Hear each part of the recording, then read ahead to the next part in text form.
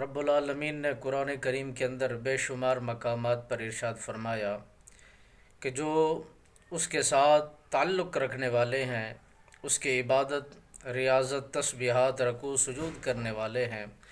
وہ خالق و مالک انہیں اپنا محبوب سمجھتا ہے۔ اور قرآن کریم کے اندر رب نے فرمایا وَلَقَدْ كَتَبْنَا فِي الزَّبُورِ مِن بَعْدِ الذِّكْرِ أَنَّ الْأَرْضَ يَرِثُهَا عِبَادِيَ الصَّالِحُونَ۔ رب نے فرمایا میں نے زبور کے اندر لکھ دیا ہے جتنا بھی انبیاء، رسول، پیغمبر تشریف لے آئے ہیں، اور میں نے سب ہی کو بتا دیا کہ جو انبیاء ہیں وہ عظمت میں، شان میں، مرتبے میں وراء الورا ہیں۔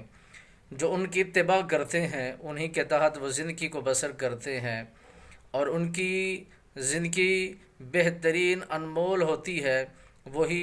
انبیاء اور رسولوں کے نقش قدم پر چلتے ہیں۔ تو رب العالمین نے فرمایا میں ان کا دوست ہوں، یہ میرے دوست ہیں، یہ میرے ولی ہیں،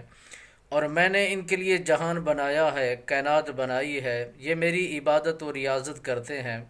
میرا خالق فرماتا ہے کہ میں پھر ان کے ہاتھ بن جاتا ہوں، انہی کی زبان بن جاتا ہوں، بس ان کے مانگنے میں تاخیر ہوتی ہے، میں خالق و مالک کے عطا کرنے میں کوئی تاخیر نہیں ہوتی۔ بس ایک دفعہ مجھے یاد کرتے ہیں تو میں ان کی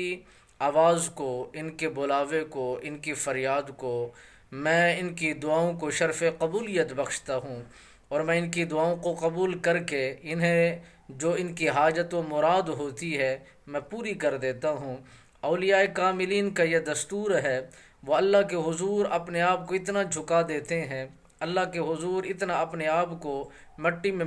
مٹی کر دیتے ہیں۔ جو بھی منگتا اللہ کے ان مقبول کے دروں پر آتے ہیں تو وہ خالی نہیں بھیجتے، نہ ہی خالی انہیں کی جھولے رکھتے ہیں، ان کی مرادوں سے جھولیاں بھر دیتے ہیں۔ جب وہ ارادہ نیک لے کر کے آتے ہیں تو یہ اللہ کے مقبول اپنی نگاہوں سے، اپنے کشف سے ان کی تمام تر حاجتوں کو دیکھ لیتے ہیں، اور پھر ان کی مرادوں تک پہنچنے کا مکمل طور پر